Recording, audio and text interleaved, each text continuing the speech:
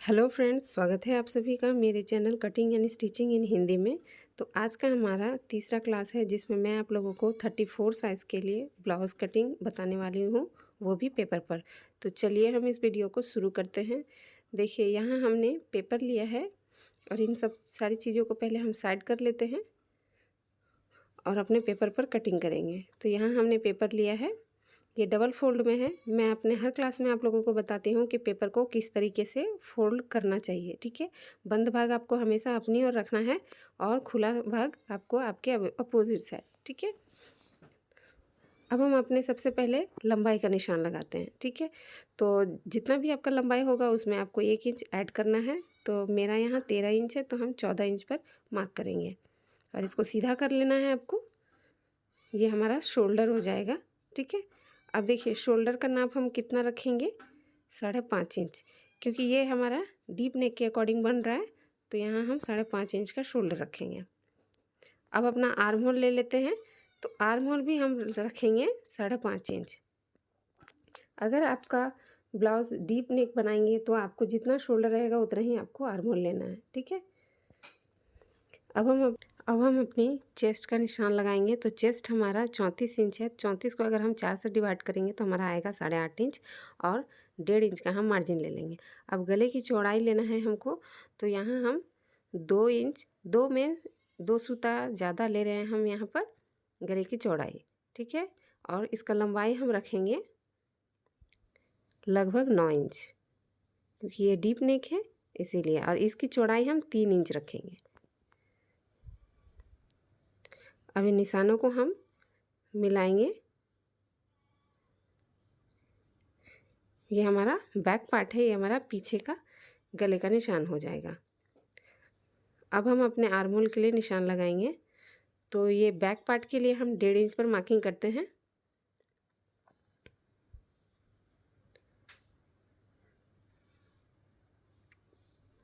और हमने जो आर्म होल लिया है 5.5 इंच, उसका हम पहले आधा करेंगे और एक निशान लगा लेंगे। यहीं से हम अपनी आर्म होल के लिए शेप देंगे। डॉट डॉट करते हुए आपको मिलाना है, ताकि अगर आप एक बार में ही इसका शेप देने का कोशिश करेंगे तो अच्छे से नहीं बन पाएगा। और अगर हमारा आर्म होल बिगड़ जाएगा तो फिर हमारी फिटिंग भी अच्छे से नहीं होती है स्लीव्स अटैच करने के समय में, ठीक है। अब देखिए, यहाँ हमने 1/2 इंच का शोल्डर स्लोप लिया है। डीप नेक में हमेशा हमें शोल्डर स्लोप की ज़रूरत होती है ताकि हमारा कंधा ना उतरे। अब कमर का नाप निकाल लेते हैं। तो कमर हमारा 30 इंच है। 30 का चौथा भाग आएगा हमारा 7.5 इंच। 1 इंच पीछे के डॉट के लिए लेंगे और 1.5 इंच का मार्जिन ले लेंगे।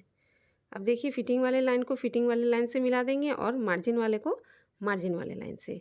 यहाँ पे हम निशान लगाकर आपको दिखा दे रहे हैं कि हमारा ये मार्जिन है। देखिए, इस तरीके से ये हमारा मार्जिन हो गया। अब इसकी हम कटिंग कर लेंगे।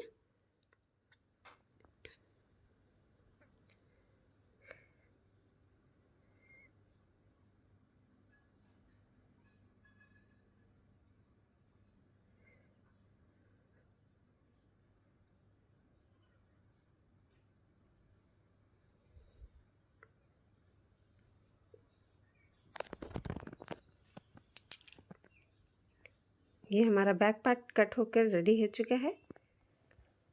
अब हम अपना देखिए, यहाँ पीछे का जो डॉट का निशान होता है उसको हम लगा लेंगे। तो सबसे पहले कमर का आधा करके आपको एक मार्किंग कर लेनी है। वहीं पे हमारे पीछे का डॉट पॉइंट होगा, ठीक है। तो इसको हम सीधा कर देते हैं और 1/2 इंच करके इस तरीके से हम निशान लगा लेंगे।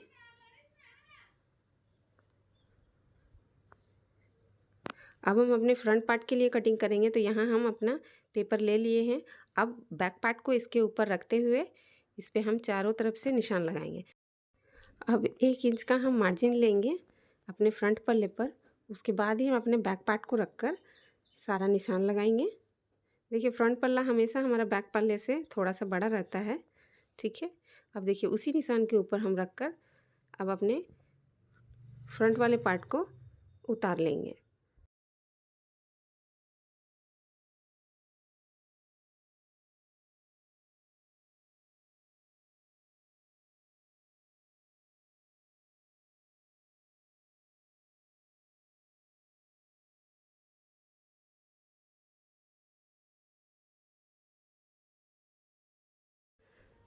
अब हम अपनी फिटिंग वाली लाइन को फिटिंग वाली लाइन से और मार्जिन वाली लाइन को मार्जिन वाली लाइन से मिला देंगे। अब फ्रंट गले के लिए हम निशान लगाएंगे। तो फ्रंट गला हम रख रहे हैं इसमें 6.5 इंच और इसका एक बॉक्स बना लेंगे जिसमें हम अपना राउंड शेप देंगे।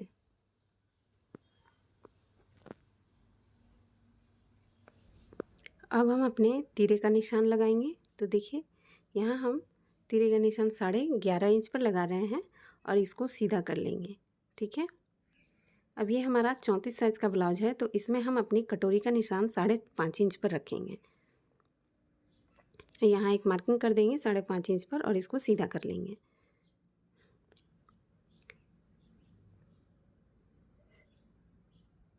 अब जो हमारा आर्म होल का निशान है उसको अब हम पहले शेप देंगे। इस तरीके से बॉक्स बना लेंगे हम पहले, उसके बाद फ्रंट आर्म होल के लिए शेप लगाएंगे, वो भी 1 इंच पर।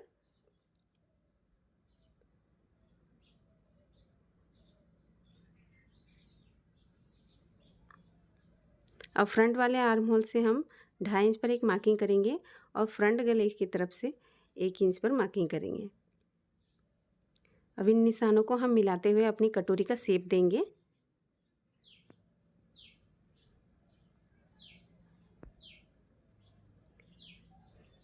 अब देखिए 1 इंच का निशान लगाकर हम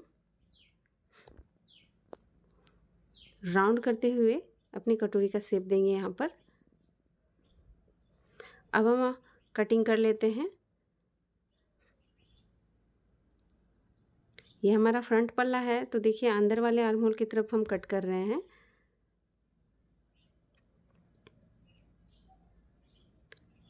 तीरा कटोरी सारे के सारे हम पार्ट्स को अलग कर लेंगे एक एक करके।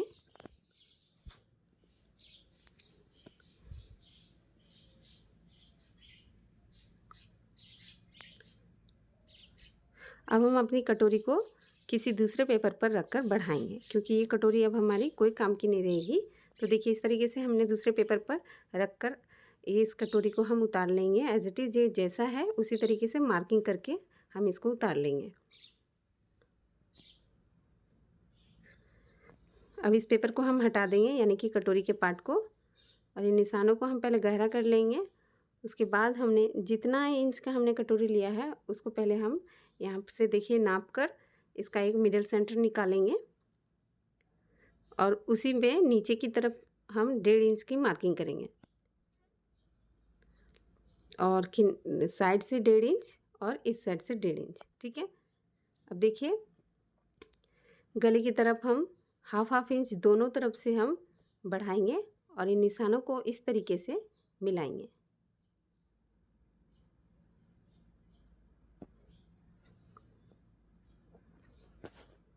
अब राउंड शेप देते हुए देखिए कटोरी को हम किस तरीके से मिलाते हैं। ये हमारी कटोरी का शेप हो गया।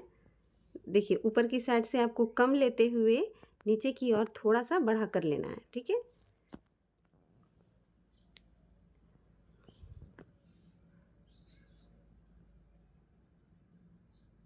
अब हम इसकी कटिंग कर लेंगे।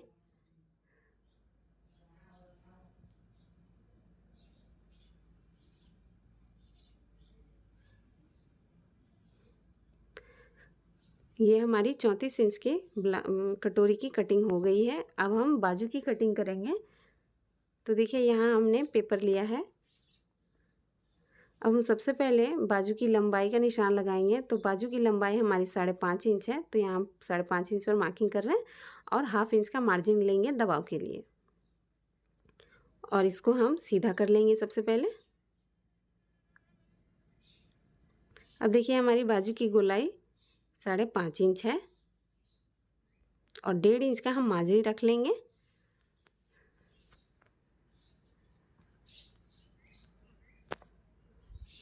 अब ऊपर की साइड से हम 3 इंच नीचे की ओर उतरेंगे और एक मार्किंग कर लेंगे यहाँ पर।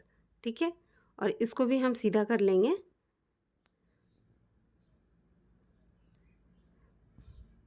अब हम अपनी आर्म होल को चेक करेंगे। जितना भी आपका आर्म होल होगा उसको हमें देखिए ऊपर वाले निशान से रखना है और इस निशान पर हमें चेक करना है कि यह हमारा आर्म होल का निशान कहाँ तक आ रहा है, ठीक है। तो मेरा 7.5 इंच का आर्म होल था, तो यहाँ पे हमने मार्किंग कर दी और 1.5 इंच का मार्जिन रख लिए।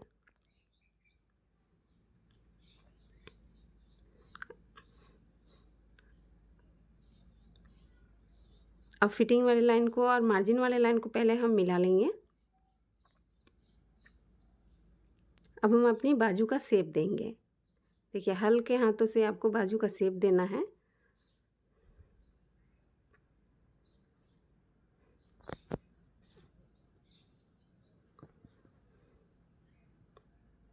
अब फ्रंट आर्म होल के लिए भी हम शेप दे देंगे।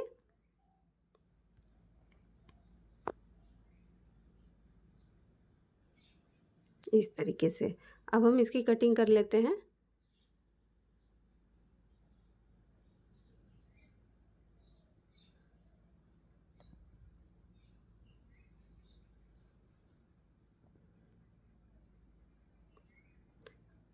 अब एक नॉचेस लगा लेंगे और यहाँ भी नॉचेस लगा लेंगे, ताकि हमें जब हम स्टिचिंग करेंगे तब हमें पता चलता है कि हमारा फिटिंग लाइन कहाँ कहाँ पर है। अब फ्रंट वाले आर्म होल को हम खींच देंगे। देखिए हमारी बाजू भी कट कर तैयार हो चुकी है। तो देखिए कुछ इस तरीके से हमने 34 साइज़ की कटोरी ब्लाउज़ की कटिंग की है दोस्तों। अगर वीडियो पसंद आए तो प्लीज़ लाइक और शेयर ज़रूर करें और हमारे चैनल को सब्सक्राइब ज़रूर कर लें। तो मिलते हैं किसी और वीडियो में एक और ब्लाउज़ की कटिंग लेकर, तब तक के लिए धन्यवाद।